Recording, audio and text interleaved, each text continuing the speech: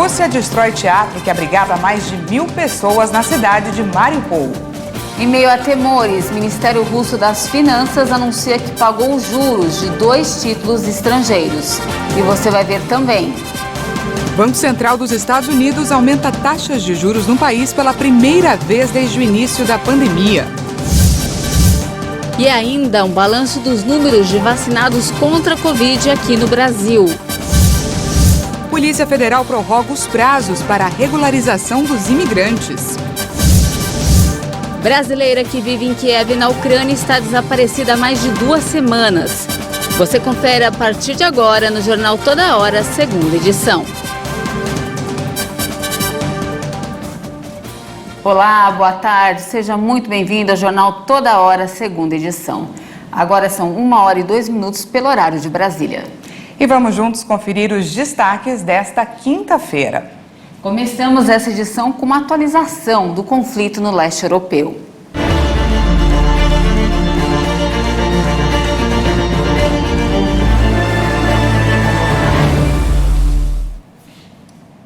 Neste 22º dia de invasão, russos e ucranianos travam batalha pelo céu de Kiev.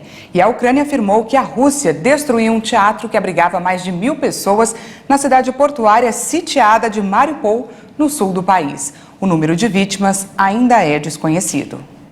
Essas imagens de satélite mostram um teatro em Mariupol que foi alvo de um ataque. Nesta quinta-feira, as autoridades ucranianas afirmaram que mais de 1.000 pessoas estavam abrigadas no local, incluindo crianças. A única palavra para descrever o que aconteceu hoje é genocídio. Genocídio da nossa nação, de nosso povo ucraniano. Quero acreditar que vai chegar o dia em que juntos vamos erguer nossa bela cidade de Mariupol das ruínas.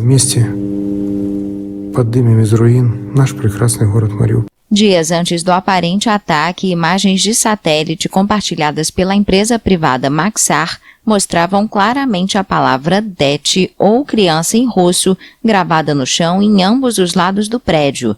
A Rússia afirma que o ataque foi cometido por nacionalistas da Ucrânia. Mariupol é um alvo estratégico para Moscou, potencialmente ligando as forças russas na Crimeia e a região de Donbás e cortando o acesso ucraniano ao Mar de Azov. As autoridades afirmaram que mais de 2.000 pessoas já morreram em Mariupol desde o começo da invasão russa em 24 de fevereiro. Mais de 100.000 refugiados deixaram a Ucrânia só nas últimas 24 horas. De acordo com um balanço da ONU, no total, 3.200.000 pessoas já saíram do país desde o início do conflito. E em meio aos temores de que a Rússia pudesse dar um calote na dívida externa por causa das sanções ocidentais, o Ministério Russo das Finanças anunciou nesta quinta-feira que pagou os juros de 2 títulos estrangeiros. Moscou pagou os juros da dívida estrangeira e evitou o default que pode ocorrer devido às fortes sanções ocidentais contra a invasão da Ucrânia. O termo significa o descumprimento de qualquer cláusula de um contrato relacionada com credor e devedor. De acordo com o Ministério Russo das Finanças, os juros de 2 títulos estrangeiros foram pagos. Em comunicado, a pasta disse que a ordem de pagamento para o reembolso dos juros dos títulos, com um valor total de 117 milhões e 200 mil dólares, foi executada. O Ministério acrescentou que os fundos foram enviados para um banco estrangeiro em 14 de março. Moscou tinha até 16 de março para pagar os 117 milhões, o primeiro de uma série de pagamentos com vencimento em março e abril. Parte das reservas russas no exterior, cerca de 300 bilhões de dólares, está congelada devido às sanções ocidentais pela guerra na Ucrânia. As sanções também paralisaram parte dos sistemas bancário e financeiro do país e derrubaram o rublo. E nesta quinta-feira, o presidente da Ucrânia discursou ao parlamento alemão pedindo que o país derrube o novo muro que a Rússia ergueu na Europa. Ele detalhou que não é um muro de Berlim, é um muro na Europa Central entre a liberdade e a escravidão, e este muro fica maior a cada bomba lançada sobre a Ucrânia. A mensagem de vídeo foi exibida na Câmara Baixa do parlamento alemão. Evocando o apelo feito durante a Guerra Fria pelo então presidente americano Ronald Reagan em Berlim, Zelensky pediu ao chanceler Olaf Scholz que derrube este muro, dê à Alemanha o papel de liderança que merece. O líder ucraniano afirmou que 108 crianças já morreram em seu país desde o início da ofensiva e pediu ajuda para parar a guerra. Em seu discurso, o presidente também lamentou as estreitas relações estabelecidas entre a Alemanha e Rússia nos últimos anos, especialmente no campo energético. A Ucrânia sempre se opôs ao gasoduto entre os dois países, que já está concluído, mas foi suspenso após a invasão russa. A Alemanha quer dispensar o petróleo russo até o final do ano, mas tem mais dificuldades para abandonar as importações de gás procedentes da Rússia. O Federal Reserve, que é o Banco Central dos Estados Unidos, aumentou as taxas de juros no país pela primeira vez desde o início da pandemia da Covid. A média é um esforço para conter o aumento da inflação, que é a maior em 40 anos. O Comitê Federal de Mercado Aberto do Banco Central dos Estados Unidos anunciou um aumento de 0,25 ponto percentual nos juros americanos. É o primeiro aumento desde 2018. Desde o começo da pandemia, a taxa estava perto de zero. Com o ajuste, as taxas vão subir para um intervalo entre 0,25% e 0,5%. Esse aumento levará os bancos comerciais a oferecerem aos seus clientes juros mais elevados para empréstimos. Com isso, o Banco Central americano busca desacelerar o consumo e reduzir a pressão sobre os preços. A expectativa é que os problemas de abastecimento, que aprofundam a escassez de alguns produtos, ainda devem durar meses. Os formuladores de políticas enfrentam a difícil tarefa de tentar conter a inflação sem desacelerar o crescimento econômico, em um momento em que os custos de moradia, alimentação e energia sobem em um ritmo que não se via em 40 anos, e em meio às consequências da invasão russa da Ucrânia, que pioram a situação. E aqui no Brasil, o Banco Central também elevou a taxa básica de juros, só que em 1 ponto percentual, para 11,75%, o maior patamar em quase 5 anos, em uma tentativa de frear a inflação que já sofre com os reflexos da guerra na Ucrânia. Em meio aos impactos da guerra na Ucrânia sobre a economia global, o Banco Central do Brasil continuou a apertar os cintos na política monetária. Por unanimidade, o Comitê de Política Monetária, o Copom, elevou a taxa Selic de 10,75% para 11,75% ao ano. A decisão já era esperada pelos analistas de mercado. Esse foi o 9º reajuste consecutivo na taxa Selic. Apesar da alta, o BC reduziu o ritmo de aperto monetário. Depois de 3 aumentos seguidos de 1,5 ponto percentual, a taxa foi elevada em 1 ponto. Os juros agora estão no maior nível desde abril de 2017. A Selic é o principal instrumento do Banco Central para manter sob controle a inflação oficial, medida pelo Índice Nacional de Preços ao Consumidor Amplo. Em fevereiro, o indicador fechou em 10,54% no acumulado de 12 meses, no maior nível para o mês desde 2015. A inflação foi pressionada principalmente pelos combustíveis e pelos aumentos de início de ano nas despesas de educação. E ainda falando do Banco Central, a prévia do PIB revelou que a economia brasileira encolheu em janeiro. A baixa interrompeu uma sequência de 3 altas seguidas. De acordo com o Banco Central, o índice de atividade econômica encolheu quase 1% em janeiro, na comparação com dezembro. O indicador, conhecido por ser uma prévia do Produto Interno Bruto, alcançou o menor nível desde dezembro de 2020. O resultado também interrompe a sequência de 3 altas seguidas.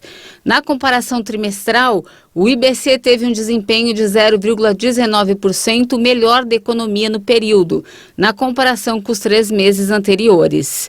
Os números da prévia do PIB de janeiro mostram ainda que a atividade econômica brasileira cresceu no acumulado dos últimos 12 meses, o que mantém a trajetória de recuperação após as perdas causadas pela pandemia de coronavírus. O governo deve anunciar hoje a liberação do saque de até R$1.000 do FGTS para trabalhadores com carteira assinada. O presidente Jair Bolsonaro deve assinar uma medida provisória com as regras para o saque das contas ativas ou inativas no Fundo de Garantia por Tempo de Serviço. Outra medida que deve ser anunciada é a antecipação do pagamento do 13º salário de aposentados e pensionistas da Previdência. Com isso, a primeira parcela deve ser paga em abril e a segunda em maio. A medida já foi adotada em 2020 e 2021 para ajudar nos impactos econômicos da pandemia da Covid-19. Uma operação da Polícia Federal investiga uma fraude bilionária em benefício do INSS em 12 estados. Uma associação criminosa é suspeita de ter desviado cerca de R$1,5 bilhão. A Operação Tarrafa foi deflagrada pela Polícia Federal para investigar uma organização criminosa responsável por fraudes milionárias no seguro-desemprego do pescador artesanal, conhecido como Seguro Defeso. A ação tem 180 mandados de busca e apreensão a serem cumpridos nos estados do Pará, Maranhão, São Paulo, Ceará, Bahia, Pernambuco, Minas Gerais, Santa Catarina, Rio Grande do Sul, Goiás, Tocantins e no Piauí. No total, 42 servidores públicos são alvo da operação, que mobiliza 600 agentes federais. Segundo a PF, a associação criminosa teria desviado R$1,520 bilhão em pagamentos de benefícios a solicitantes de 1.340 cidades. Além das buscas, os servidores estão sendo afastados por decisão judicial. Os investigados devem responder por crimes de estelionato, participação em organização criminosa, falsificação de documento público, uso de documento falso, inserção de dados falsos em sistemas de informação, corrupção ativa e passiva. E agora falando de coronavírus, o Brasil registrou mais de 1 milhão de casos de Covid em menos de um mês. Vamos conferir os números da pandemia no país. Foram confirmadas mais 349 novas mortes por Covid-19 no Brasil. O total de óbitos pela doença desde o início da pandemia já chegou em 655.940. Também foram registrados 45.882 novos casos de Covid-19 no mesmo período. Ao todo, já são 29.478.000 diagnósticos confirmados. A média móvel de mortes chega a 355 vítimas diárias. Em relação a 2 semanas, a curva ainda apresenta tendência de queda, com uma variação de menos 32%. A média de casos na última semana foi de 40.682 registros por dia. Os dados também mostraram uma tendência de baixa, com uma queda de 36% em relação a 2 semanas. Hoje, no mapa da evolução da doença por regiões, 3 estados registraram alta: Rio Grande do Norte, Roraima e Tocantins. Em estabilidade, hoje estão 5 unidades da federação: Amapá, Distrito Federal, Goiás, Minas Gerais e São Paulo. 19 estados hoje registraram queda. Agora vamos para um balanço da vacinação aqui no Brasil. O país já aplicou mais de 404.885.000 doses de vacinas contra a Covid-19. Aqui de olho no nosso telão, no nosso vacinômetro, segundo o Ministério da Saúde e as secretarias estaduais de saúde, mais de 174.912.000 brasileiros tomaram a primeira dose, o que representa 82% da população, enquanto 158.245.000 brasileiros tomaram a segunda dose, o que representa 74,18% da população. E a dose de reforço já foi aplicada em 71.727.000 brasileiros, o que representa aí 33,62% da população. Quase 11 milhões de doses foram aplicadas em crianças de 5 a 11 anos, que estão parcialmente imunizadas contra a Covid-19. E veja a seguir: Polícia Federal prorroga os prazos para a regularização dos imigrantes. E ainda, brasileira está desaparecida há quase 2 semanas na Ucrânia. Em instantes, voltamos já.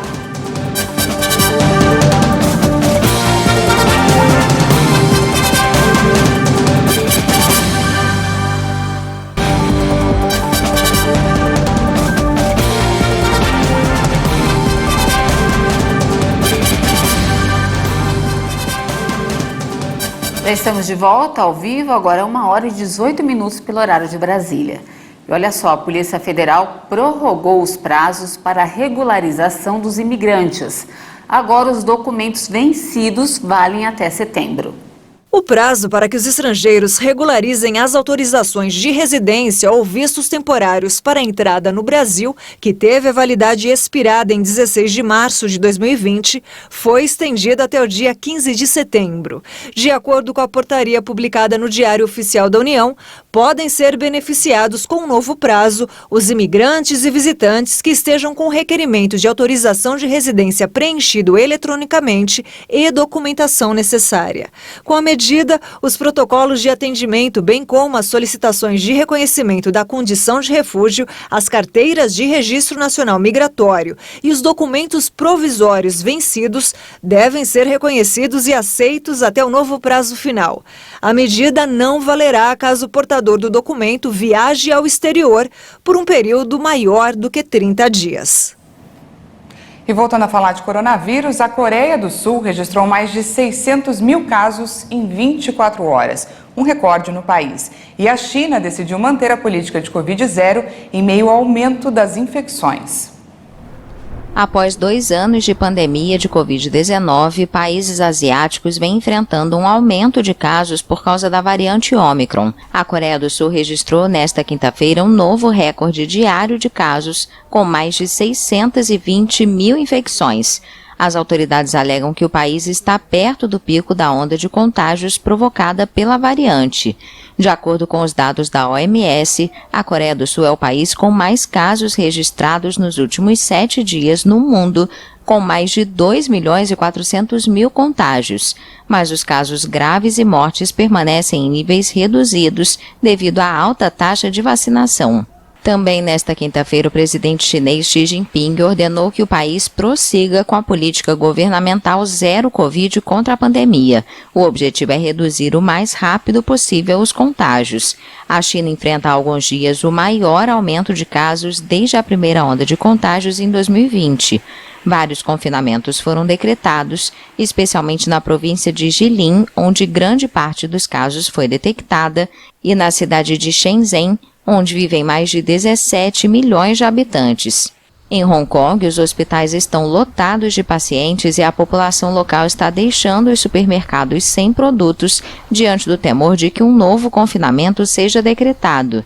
O território decidiu fechar a maioria de suas praias a partir desta quinta-feira, depois que fotos de moradores sem máscara e aproveitando o sol e o mar provocaram indignação na China continental. A medida se soma às rígidas regras de distanciamento social, incluindo o uso de máscaras no passeio nas montanhas e a proibição de reuniões de mais de 2 pessoas. Hong Kong registrou quase 750 mil casos em menos de 3 meses e não impôs um confinamento geral. A Polícia Rodoviária Federal lançou o Sinal Desaparecidos. O serviço foi criado para ajudar a família a localizar pessoas. O Sinal Desaparecidos é uma nova ferramenta criada pela Polícia Rodoviária Federal para ajudar a encontrar pessoas o mais rápido possível. Após o registro da ocorrência, policiais em um raio de 500 quilômetros do local do desaparecimento são imediatamente comunicados. Em 2021, o Brasil registrou quase 63 mil pessoas desaparecidas. São mais de 170 casos por dia. Segundo a Polícia Rodoviária, as primeiras horas após o desaparecimento são essenciais no processo de localização. Por isso, o quanto mais rápido for feito o registro no sistema, maiores são as chances de localizar a pessoa que se procura. Para utilizar o sistema Sinal Desaparecidos, basta acessar o site e preencher os dados de quem registra e os da pessoa que se procura, com o nome, telefone e endereço, bem como as informações sobre como ela sumiu. O serviço funciona todos os dias da semana, 24 horas por dia. Além do site, a ocorrência também pode ser feita pelo telefone 191. É importante lembrar que o registro no site do Sinal Desaparecidos não substitui o boletim de ocorrência na Polícia Civil. E agora a gente vai falar sobre o caso da brasileira que vive em Kiev e não dá notícias para a família há quase 2 semanas. A situação tem preocupado muitos parentes dela que moram na Paraíba e, inclusive, já entraram em contato com o governo brasileiro para pedir ajuda. Silvana Pilipenko mora em Mariupol, uma das cidades mais atacadas pelos russos.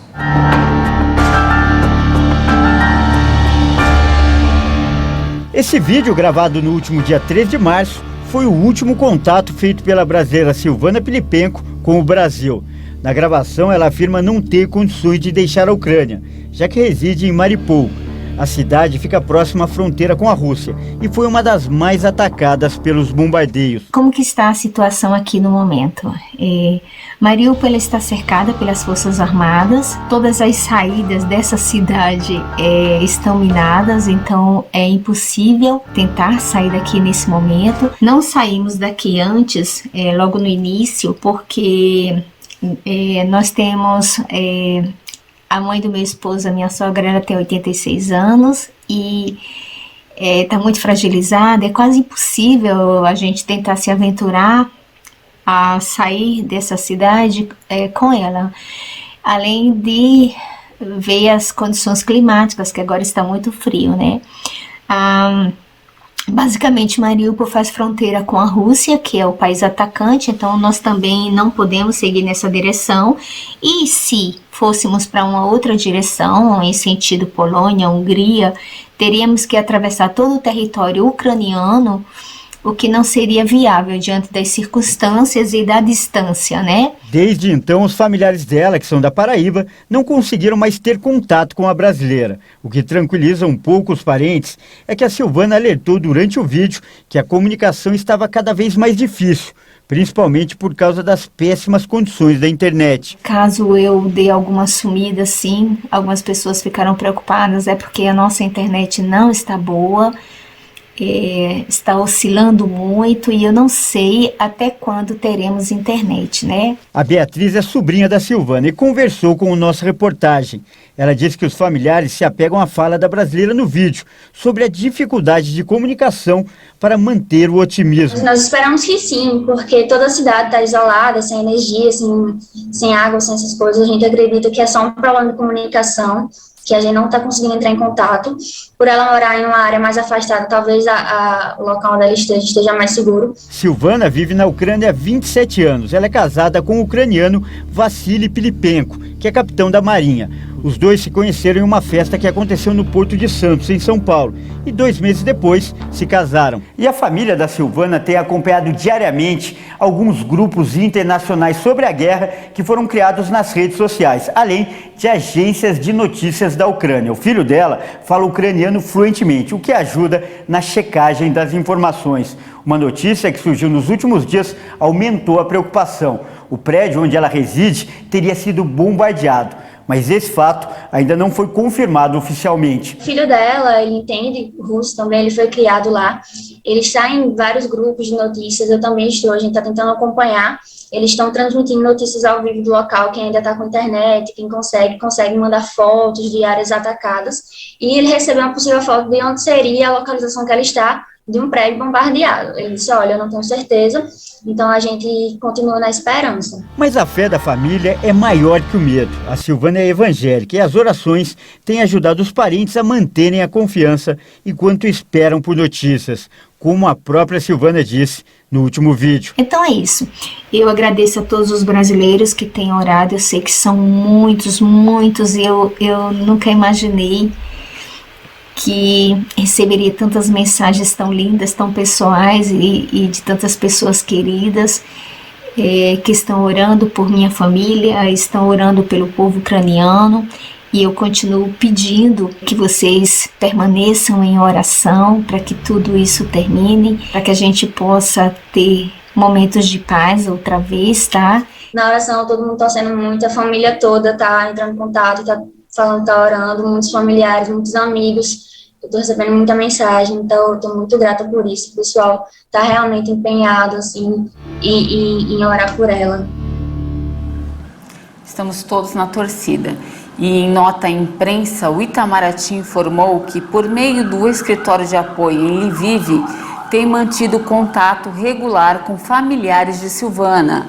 A nota diz ainda que organizações internacionais de apoio humanitário presentes em Mariupol já foram acionadas para tentar localizar a cidadã brasileira. Que ela logo, logo seja encontrada e esteja em segurança. Se Deus quiser. Essa edição fica por aqui. Muito obrigada pela sua companhia. A gente volta a se encontrar daqui a pouquinho na edição de 1h50. E claro, eu espero você. Até mais.